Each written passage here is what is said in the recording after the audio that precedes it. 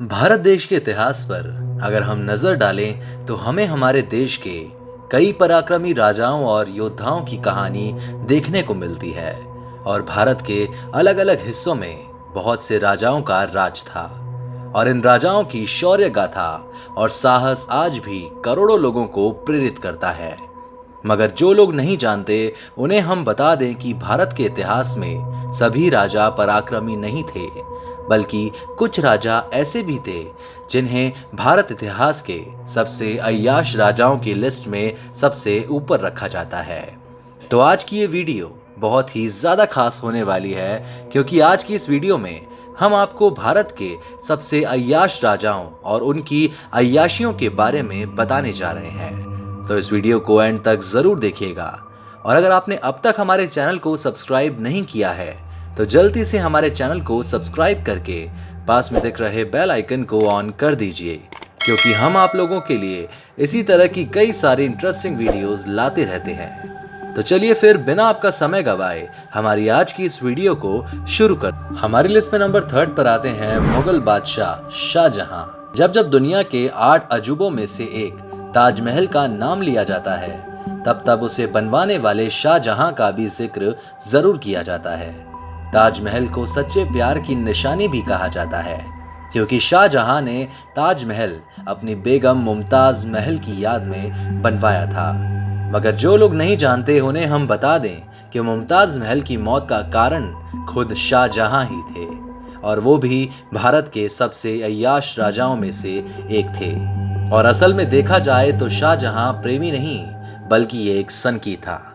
कई लोग ये बात नहीं जानते कि मुमताज महल की मौत शाहजहां के 14वें बच्चे को जन्म देते वक्त हुई थी। शाहजहां भी खूबसूरत औरतों के शौकीन थे, मगर वो सबसे ज्यादा मुमताज महल की खूबसूरती से प्रभावित हो गए थे। इसलिए शाहजहां ने किसी दूसरी बीवी से बच्चे न करके सारे बच्चे मुमताज महल से किए, और इसी वजह से मुमताज को शरीर में बहुत परेशानियां शुरू हो गई और 14वें बच्चे को जन्म देते देते मुमताज की मौत हो गई। मुमताज की मौत हो जाने के बाद शाहजहां ने लगभग 8 शादियां की, और बताया जाता है कि शाहजहां के पास मुमताज के बाद कई सारी औरतें भी थी जिनकी खूबसूरती शाहजहां को पसंद थी। और फिर उसके बाद शाहजहां ने मुमताज की याद में ताजमहल बनवाया था, जिसको बनाने में 22 साल का समय लगा और बेशुमार दौलत खर्च हुई। और बताया जाता है कि ताजमहल को बनवाने में शाहजहां के शाही खजाने की आधे से ज्यादा दौलत खत्म हो गई थी। हमारी लिस्ट में अब नंबर 2 पर आते हैं पटियाला के महाराजा भूपिंदर सिंह। भूपिंदर सिंह भारत के सबसे अय्याश राजाओं में से एक थे, और अगर इतिहास के पन्नों में देखा जाए तो यह पता चलता है कि भूपेंद्र सिंह के बहुत सारे ऐसे शौक थे जो उन्हें भारत के सबसे अय्याश राजाओं में से एक बनाते थे। और पटियाला के महाराज भूपेंद्र सिंह का सबसे बड़ा शौक था सुंदर स्त्रियों से संबंध बनाना, और सुंदर लड़कियां महाराज भूपेंद्र सिंह की सबसे बड़ी कमजोरी थी। महाराजा भूपेंद्र सिंह ने लगभग 38 सालों तक पटियाला पर राज किया, मगर बताया जाता है कि उन 38 सालों में प्रजा का विकास और रक्षा करने की बजाय महाराजा भूपेंद्र सिंह ने केवल अय्याशियां ही की, और उन्होंने अपने 38 साल के राज्यकाल में कुल 5 शादियां की, और केवल 5 पत्नियों के अलावा ये भी बताया जाता है कि महाराजा भूपेंद्र सिंह के पास 350 से ज्यादा सुंदर लड़कियां और थी, जिनके साथ वो अपने सारे शौक पूरे किया करते थे। भारत इतिहास के सबसे अय्याश राजा भूपेंद्र सिंह के बारे में आप लोग ये बात जानकर हैरान रह जाएंगे कि भूपेंद्र सिंह के कुल 88 यानी कि 88 बच्चे थे। और भूपेंद्र सिंह की अय्याशियों का प्रमाण ये है कि वो हमेशा फ्रेंच ब्यूटिशियंस, भारतीय प्लास्टिक सर्जन्स, सुनार, परफ्यूमर्स और साथ ही साथ फैशन डिजाइनर्स की मदद से राजा के पास रह रही लड़कियों को राजा अपने हिसाब से ही तैयार करवाते थे। और अगर इतिहास के पन्नों की माने तो ये भी बताया जाता है कि महाराजा भूपेंद्र सिंह का अपना स्विमिंग पूल भी था, और पूल इतना बड़ा था कि उसमें लगभग 200 से 300 लोग आराम से नहा लें। और वहां पर महाराजा भूपेंद्र सिंह अपनी दासियों के साथ वक्त बिताना पसंद करते थे, और महाराजा इतने अय्याश थे कि वो हर वक्त सुंदर औरतों के साथ ही अपना वक्त बिताते थे। वैसे राजा भूपेंद्र सिंह बहुत ज़्यादा अमीर भी थे और आज़ादी के बाद एक रथ पर हमारे देश के पहले राष्ट्रपति राजेंद्र प्रसाद राष्ट्रपति भवन गए थे। वो रथ पटियाला के महाराजा भूपेंद्र सिंह का ही था।